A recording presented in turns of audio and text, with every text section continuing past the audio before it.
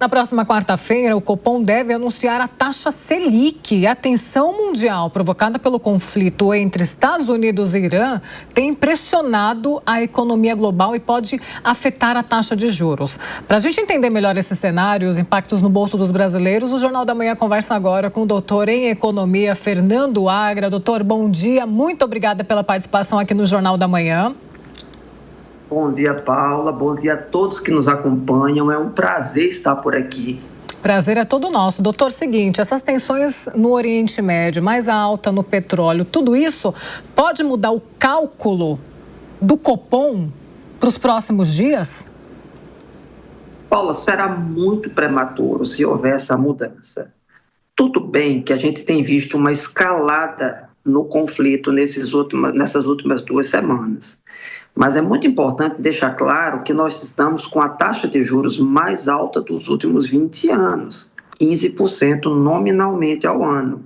E quando a gente analisa a taxa de juros real, que é aquela descontada da inflação, né, subtraída ao IPCA, ela dá em torno de 10,14, 10,15 ao ano, a segunda taxa de juros mais alta do mundo. Além de juros, a gente tem spreads bancários elevadíssimos. Então, para quem nos acompanha, o que é o spread bancário? É a diferença entre quando a gente pede o dinheiro emprestado, seja no cheque especial, no rotativo de cartão de crédito, no crédito direto ao consumidor, que são valores estratosféricos, e quanto a gente ganha quando empresta dinheiro ao banco. Então, abortar o início do ciclo de queda da taxa de juros é algo prematuro. Tudo bem que a gente está vivendo um momento muito delicado. Então, o Banco Central, na minha opinião, deve manter a postura. Nós não sabemos se o corte vai ser de 0,25 ou de meio ponto percentual. E observar como vai ser o comportamento do conflito daqui para frente. E para finalizar essa minha primeira fala aqui, eu quero deixar bem claro que taxa de juros alta não vai baixar o preço do petróleo. Taxa de juros altas é um instrumento muito ruim para controlar a inflação no curto prazo, porque afeta os preços livres. Como a inflação é uma média, acaba dando uma controlada de uma maneira geral. E a gente vem de uma queda da inflação ao longo do segundo semestre do ano passado, né? O primeiro semestre foi muito difícil com os alimentos, um pequeno repique no início desse ano, mas nada comprometedor. Agora, não tem muito o que se fazer no curto prazo e, infelizmente, pode ser que nas próximas reuniões essa taxa ela venha diminuir o ritmo de queda e o Boletim Focus, que havia programado, né, estimado uma Selic a 12,25, cai para 12 no final do ano, tem que mudar. E diga-se de passagem que 2 dígitos é muito alto. Então, eu faço votos que não seja abortada, que haja a queda e que o Banco Central acompanhe mais de perto, né? Continue, ele já deve estar acompanhando para as próximas reuniões e faço votos, como todos nós fazemos, que essa guerra acabe o mais rápido possível, porque os efeitos para a economia são nefastos. Doutor Fernando, havia uma aposta no mercado em 0,50, né? Como o senhor destacou, caindo para 14,50. O senhor citou aí que, de repente, pode ser 0,25 e cair para 14,75. Mais importante do que o índice é a sinalização de uma tendência de redução, independentemente do conflito? Também, Roberto, muito bom dia para você também, tá certo? A sinalização é importante. No dia que sai, né, a reunião começa na terça, termina na quarta, né, no final quando o mercado fecha, um pouco depois logo é divulgado, sai o comunicado do Banco Central, a gente fica de olho na sinalização, uma semana depois é divulgada a ata e a gente vai ver o que vai acontecer. Na última reunião, que a gente ainda não tinha essa questão da guerra, já havia tanta sinalização como a questão da ata, o início do ciclo de cortes. Claro que o Banco Central, por uma questão estratégica, ele não divulga o quanto. O mercado esperava, como você falou bem, meio ponto percentual. Então, a gente vai ver o que é que vai acontecer. A gente torce para uma queda até maior, né? Eu faria votos até de uma queda maior, mas talvez o momento exija muita cautela e a gente vai analisar o que é que vai ver daqui para frente. Eu acredito que ele vai sinalizar, além de todas as variáveis macroeconômicas que ele leva em conta, a questão da expectativa no mercado internacional. E vamos ver o que vai acontecer daqui para frente. A depender, né, da extensão do conflito, da alta do petróleo, não só a alta, mas como a volatilidade, a gente tem um petróleo a $68 antes do conflito. Chegou a 70, ninguém imaginava, chegou a 80, a 90, passou de 100, salvo engano, me corrija se eu estiver errado, ontem fechou na casa dos $100. E isso contamina, né, os preços da economia e derivados, né? Hoje mesmo a gente já vai ter um aumento do preço do diesel, mesmo com a redução do PIS/COFINS, o preço do diesel vai subir nas bombas.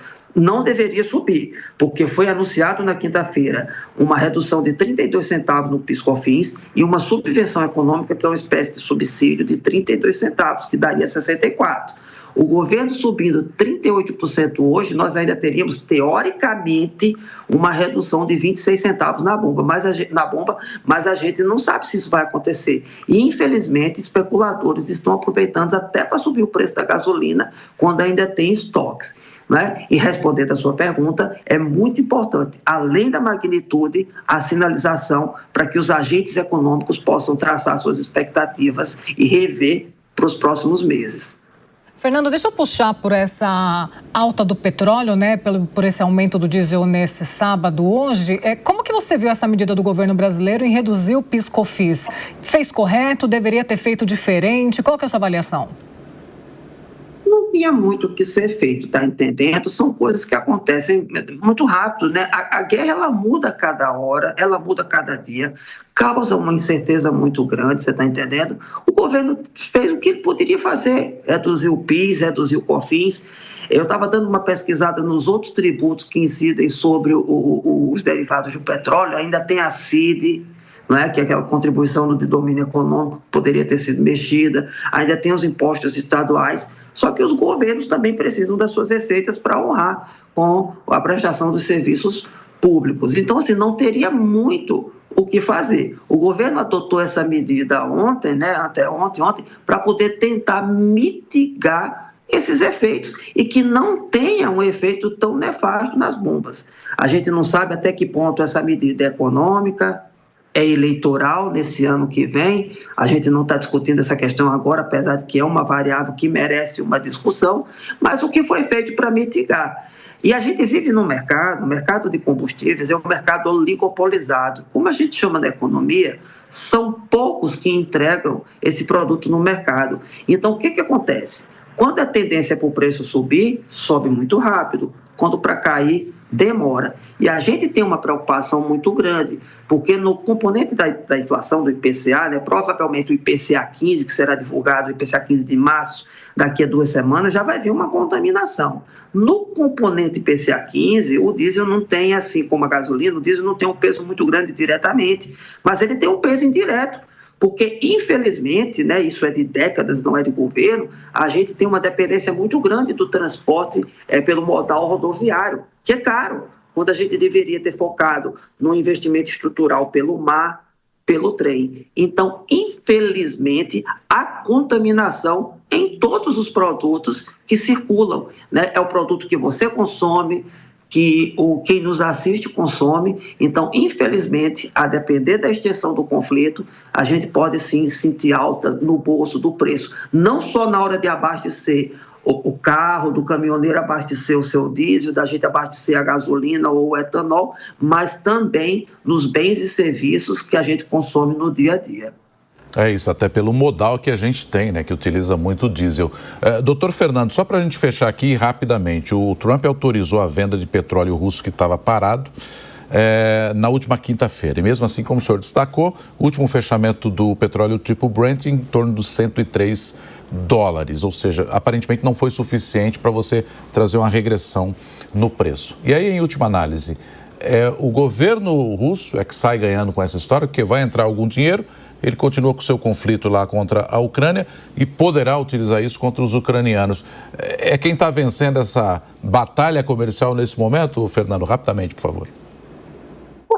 Dizer que ele está vencendo nesse momento, mas o que menos importa é isso agora, você está entendendo? A gente está com a guerra que se arrasta há 4 anos. Então, quem menos... E a gente não sabe, de fato, se é Rússia, se é a Ucrânia que está vencendo. Temporariamente, o governo russo vai oferir uma receita maior, mas é o que menos importa. A gente não sabe qual vai ser a extensão, não é? Dependendo da magnitude de quanto petróleo será liberado, mas a gente acredita que isso vai dar uma amenizada no preço e na volatilidade, e foi uma decisão que realmente deveria ser tomada para poder mitigar, para poder amenizar. O que menos a gente importa agora é a decisão ideológica de quem está ganhando. A gente precisa é que o fluxo de petróleo no mundo, já que o Estreito de Hormuz está fechado, ele não seja totalmente interrompido, e foi uma decisão, apesar da intemperança e imprevisibilidade, foi uma boa decisão tomada há poucos dias. É isso, muito obrigada. A gente conversou com o doutor Fernando Agra, doutor em economia aqui, sobre os impactos dessa alta do petróleo, taxa de juros, enfim, inflação aqui no Brasil. A gente vai ver na bomba dos combustíveis aí nos próximos dias.